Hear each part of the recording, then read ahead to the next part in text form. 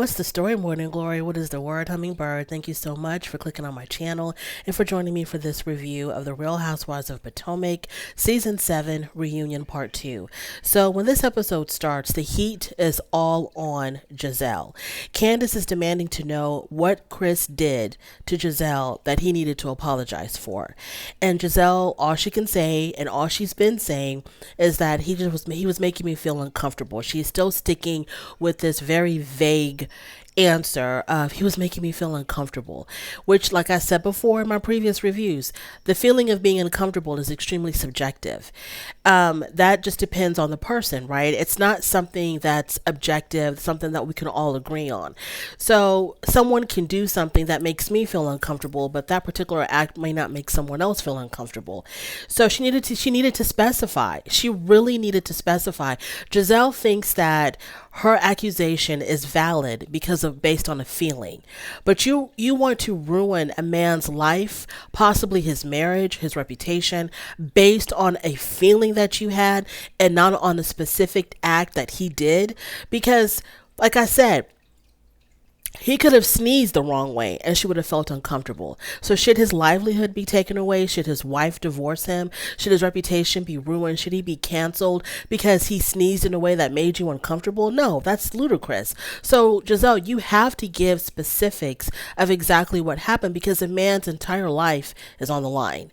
So Andy asked her, were you uncomfortable just from being in the room with him, or did he actually do something to make you feel uncomfortable? And Gizelle now gets frustrated and she gets defensive because now she's put in a corner where she has to give specifics, which she still refuses to do. So she answers Andy, yes, yes, yes. This is now you're just going into semantics. This is just semantics now, kind of like, saying that he's just splitting hairs with his words, and, one word is just interchangeable with the other, and what difference does it make? It is what it is. So the fact that he's trying to hold her to the fire and make her give a specific, make her tell what did he do specifically, she got really defensive about that. So then Mia hops in and she tells Candace, what's wrong with her just acknowledging, no, what's wrong with you just acknowledging that your friend said she was being treated inappropriately? Then Gizelle tells Mia, no, not inappropriately, uncomfortable. Okay, so Gizelle, who's playing semantics now? Like, I don't understand. Inappropriate, uncomfortable. Like, who's playing semantics now? Could he have made you feel uncomfortable if he was doing something appropriate? So, of course, he must have been doing something inappropriate for you to feel uncomfortable. Moving on. Then they talk about Deborah's allegations. The allegations that Chris was coming on to her, that Happy Eddie was coming on to her at Karen's spring fling event. So they roll the footage of what was going on with Deborah and Chris sitting at the bar. And it did whatever Deborah alleged or whatever she accused Chris of doing was not on that footage. It seemed like, he was barely looking at her, barely giving her any attention. And the conversation that they were having was about the name Chris, because I think she said her husband's name was Chris as well. And then Chris said, well, that's a very common name. And it kind of just stopped right there. So they asked Ashley, well, how do you feel about what you just saw? And Ashley said, well, it is very disappointing that what the footage shows did not align with what Deborah told me. So Ashley acts like, Deborah just came to her with this information, that she didn't know anything about this beforehand. Her friend just came and told her what these men were doing to her, which I call BS, because I think that there's no way that this woman, Deborah, a friend of, will come on this show and just start slicing and dicing these men's reputation out of nowhere. So I believe that obviously it was planned and it was plotted by the people who are already on the show to have Deborah say those things. That's what I'm thinking, because Gizelle, Ashley, maybe Robin were hell-bent on taking Candace down through Chris. They wanted to get rid of Candace through bringing Chris down, because Deborah is just a friend of.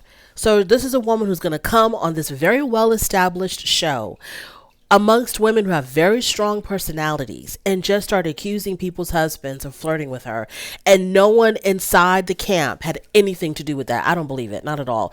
Ashley, Gizelle, maybe Robin, I don't know about Charisse. They had planned and plotted this, and they had wanted Deborah to say these things. So then they talk about Candace's live. When she got on live and she started talking about these her castmates, these women, and peddling these sorry businesses from coast to coast or whatever she said. So Candace's whole thing was for Robin to play that on her Bluetooth speaker in front of everybody. She felt betrayed by Robin. And she felt betrayed because she felt like Robin should have known that she would never talk about her. So she was dragging everybody but Robin. And Robin said, but the only people that had businesses when you did that live were myself, I think she said Karen, and Ashley. The other women didn't have businesses, and maybe Mia with her joint chiropractic. So she was trying to say, you were obviously including me in that because the women that you really have issues with, they don't even own businesses, but you were dragging businesses. So Candace said, well, you should have just, if it bothered you, if what I said really bothered you as a friend, you have plenty of opportunity to come to me and talk to me in private. And this is when Robin put her whole foot in her mouth and she says, why would I have to talk to you in private? Because everything that we do should be on camera, except your husband's infidelity and the fact that you knew about it during the season, during the filming, the recording of the show. Everything should be put on camera except your dirty laundry. So then we have Candace versus Wendy, because when Candace and Robin were trying to get a better understanding of the whole, the whole live situation. I guess to get back in Robin's good graces, Candace had said that, out of all the women there, she really looked up to Robin the most. And Wendy felt some kind of way about that because Wendy and Candace are very, very close. And Wendy is always has been an ally for Candace, always. Robin, it depends on what day of the week. But Wendy has consistently been an ally and a friend to Candace. So Wendy felt some kind of way about that. And, she even had let Candace know at some point. It's like, I can't believe that, you're going to say that, out of all the people here that you have the most trust in her or whatever she said. And Robin steps in and she's like, well, it's not a competition. Okay, yeah, it's not a competition. We get it. But Wendy has the right to feel how she feels because she has been a real ally for Candace consistently without missing a step. Moving on from there, we talk a little bit more about Gizelle. So they talk about Karen copying the whole idea of having a live show because in the very first episode when they were at the picnic, Gizelle had mentioned that Reasonably Shady, her podcast with Robin, was doing extremely well, and so they were going to take it on the road and do a live show.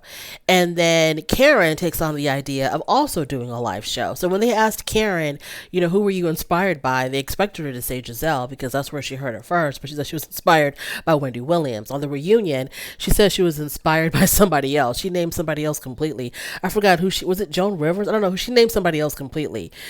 So then they talked about, did you copy Wendy's idea for the candles? And she said that she had always wanted to do candles, blah, blah, blah, whatever. I mean, there's enough room for, it's okay to see something that your friend does and take an interest in it and be like, oh, I don't want to do that too. There's nothing wrong with that.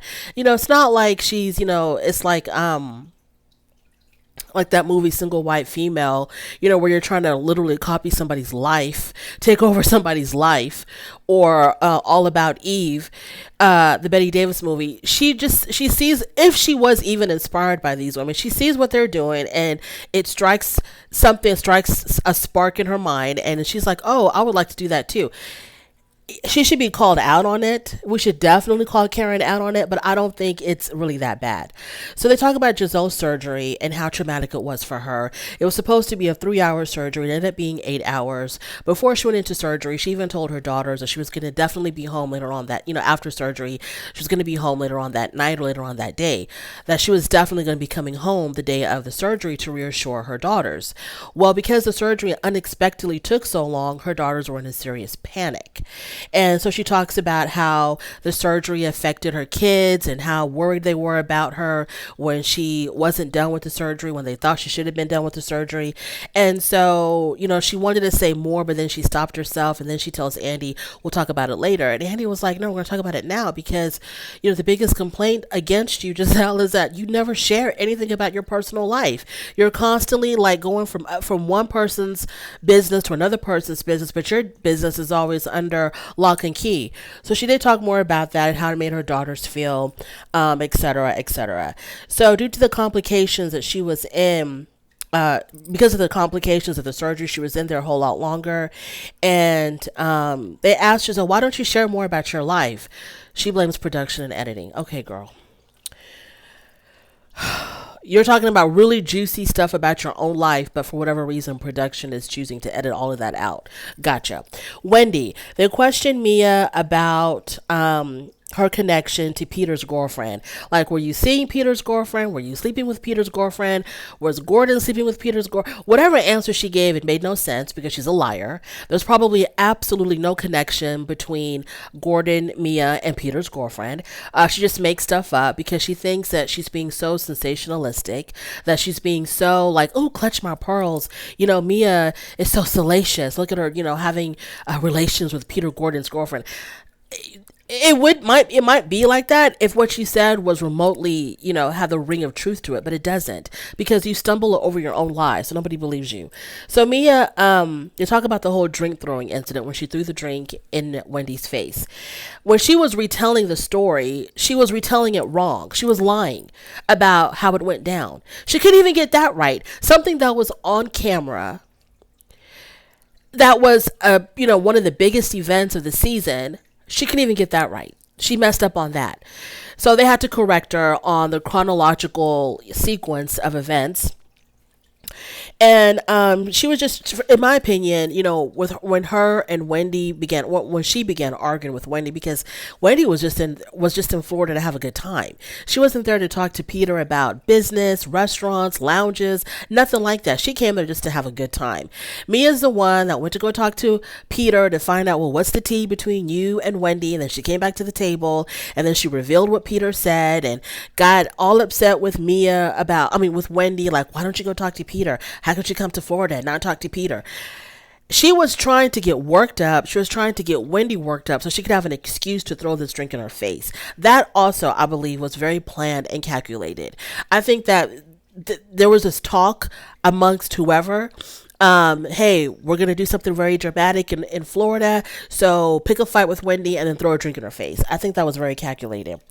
So Robin's explanation of why she called Wendy antagonistic, and I'm so, so, so glad that they brought this up, because during that fight between me and Wendy, Robin was she was like chastising Wendy as if she started the damn fight. She was chastising Wendy, telling Wendy just to stop, telling Wendy, just let it go, just stop, it's not, or whatever she was telling Wendy, and kind of like putting blame on Wendy for things escalating.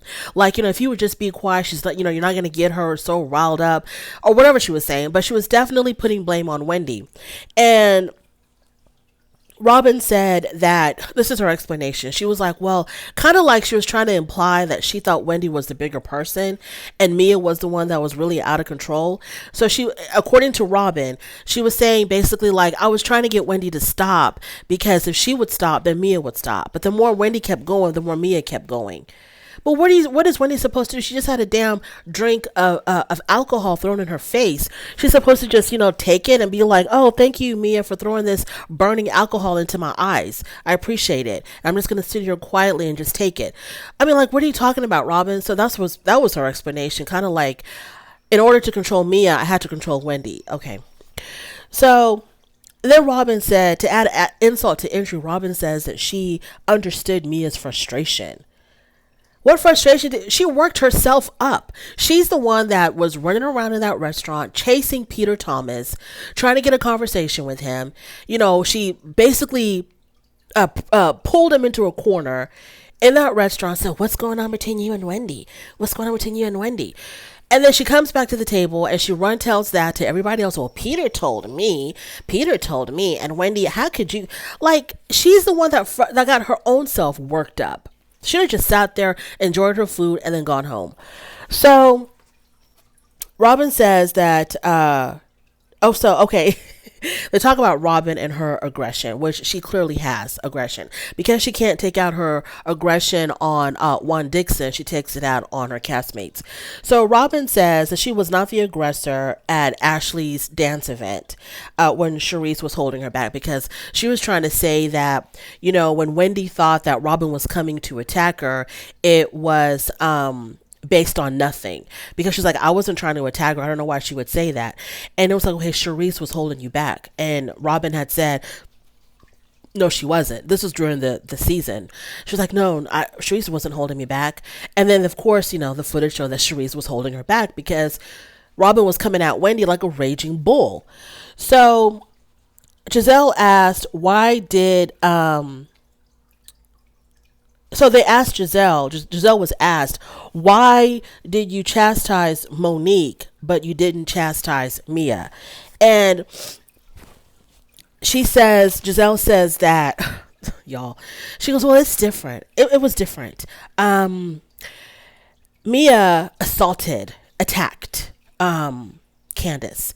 And I'm sorry. Monique attacked Candace. She assaulted Candace. And Mia just threw a drink in Wendy's face. Are you kidding me? I mean, the way these women think, the way that they process stuff is scary. It's absolutely scary that there's no difference between what Monique did and what Mia did. Absolutely no difference. Both of them should have been arrested. Both of them should have been facing criminal charges. Both of them are out of control. Yes, it was an assault on both situations, both scenarios. It was an assault. So when they were like really holding her to the fire, when they're really holding Gizelle to the fire, like, how can you say that it's different? I mean, they're both attacked, like, what are you talking about? Can you please explain to us what you mean? When she couldn't explain why she thought the two scenarios were different, she goes, I just don't like her. So she should get attacked because you don't like her. She should be assaulted. Anytime anyone puts their hands on Wendy or throws anything at Wendy, she deserves to be attacked because you don't like her. You have no sense of compassion, no sense of humanity. Just because you don't like her, this woman that's your castmate, this highly accomplished, educated woman who does nothing to nobody, she should be attacked because you personally, for whatever reason, just don't like her. Gizelle, the way you think, it is extremely scary. So Wendy gives a very emotional, she very emotionally starts giving her thoughts and opinions about what happened to her, how she felt about it all, how she felt attacked, how she felt threatened. And she says that in Mexico, when she had approached Mia to talk to her in private and to kind of like make amends with her, she says she did it for the benefit of the group. Wendy, you're better than I, because I would not have gone to Mia and try to make amends, because Mia's ignorant. She's ignorant as hell. She just goes wherever the wind takes her. She has no she has no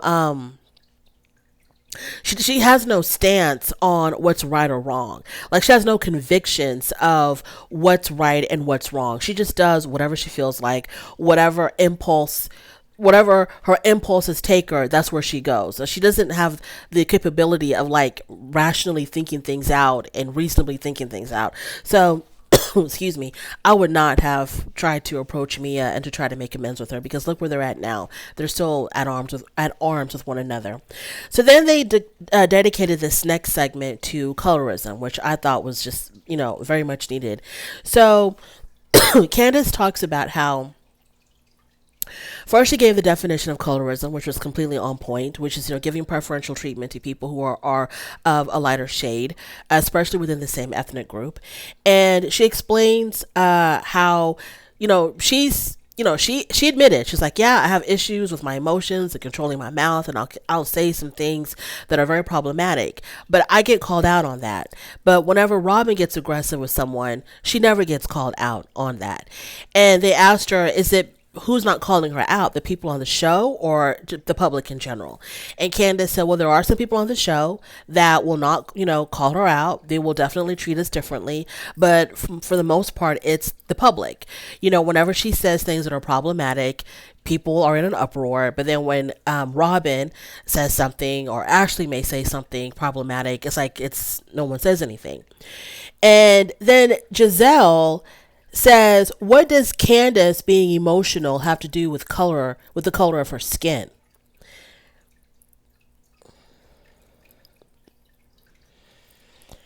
Oh God. No wonder you are married to Jamal Bryant as long as you were.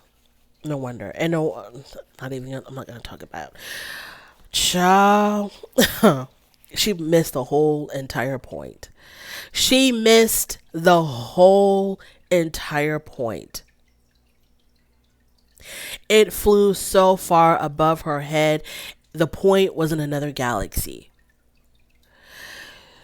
So Karen had to break it down in tiny little morsels that were easy for little Gizelle to digest. She explained to her how, in her own family, they actually now own the plantation that their ancestors were slaves on. And she talks about how the darker skinned slaves were put out in the field, the lighter skinned slaves were allowed to work inside the house. And and because this is where it all begins, when the slave owners, when the white people would separate the slaves between dark and light and give preferential treatment to the light skinned ones, this is how colorism began. And it's basically lighter skinned people get preferential treatment, and darker skinned people are criticized more, left behind, outcasted. More blame is put on darker skinned people. The list goes on and on and on. It's just, the closer you are to white, the more privileges you have. Point blank, period. So Ashley actually acknowledged that she does have privilege as a light skinned woman, but she says that colorism does not exist in the group. And Candace had also said that colorism does not exist within this group. And a lot of viewers of the show have said that they believe that the cast is colorist. Gizelle, Robin, Ashley, that they are, and Mia too, that they are colorist, and that this, I don't know if there's colorism I've never really been one to so quickly believe that there was colorism in the cast. I do believe that Candace gets dragged in public a lot more than anybody else. When she says her problematic things, and she admits that the things that she says are problematic, when she says the things that she says about other people, the horrible comments that she makes about other people, she gets dragged a whole lot worse than Robin did, trying to fight Monique, trying to walk up on Wendy, supporting Mia and that whole Mia Wendy fiasco. So yeah, I do agree that the public points out the color. The public shows colorism. They show favoritism to the lighter skinned cast members. Not everybody, but a lot of people do, because yeah, they say a lot of horrible things about Candace, but not so much about anybody else. Moving on. So when Ashley acknowledged the fact that, yes, I understand that I'm light skinned and I understand that I do get special treatment, Candace did appreciate that. And she even got emotional. And I thought to myself, this was in a way like Candace sort of reaching out to Ashley in a way. And I don't know if Ashley was picking that up, like I'm pretty sure that Candace is tired of whenever it looks like Candace is trying to make peace between her and Ashley is just not there for it at all. Because, Ashley should have acknowledged that Candace was appreciating something that she had said. And not only did she appreciate what Ashley said, but she was crying over it. And I don't think Ashley acknowledged that at all. If she did, they edited it out. And the only thing that I gotta say is, to people like Gizelle and to people like Mia, light-skinned women who are raising dark-skinned children, you need to educate yourself on colorism. Educate yourself on colorism so that you can inspire and instill in your children pride. Okay, pride of who they are and what they look like. And because it could be kind of tough, for them to be dark skin, to have light skinned mothers, to see their light skinned mothers being treated in such a way, and then they don't get the same treatment. So you need to educate your children on colorism. Moving on to Jacqueline. So Jacqueline comes out onto the couch, and they asked her, what did you think about your experience on the show? Is this what you were expecting? And she was like, not at all. She was not expecting things to go the way they did. And she was actually shocked on how things turned out. Jackie claims that Mia basically treated her like an underling. And she did. She really, really did treat her like an underling. She treated like Mia was her she treated Jacqueline like she was her little assistant. That she was, up here and Jacqueline was down here. She most definitely did treat Jacqueline like that. And Jacqueline says, they asked Jacqueline, did your mom see the show? Because Mia talked about, and Jacqueline too, they talked about how close Mia was to Jacqueline's family because Jacqueline's family took her in, etc., etc. So they asked Jacqueline, did your mom see the show? And she says, I will not let my mom see the show. But my other family members have seen the show, and they are absolutely disgusted by Mia's behavior. This is the reason why I wish Wendy had not tried to make amends with her, because Mia she's not that kind of girl to be like aware, like, oh, okay, I messed up. This person is trying to make amends with me, so let me do what I can moving forward. Let me try to be better. No, she's gonna go right back to the gutter.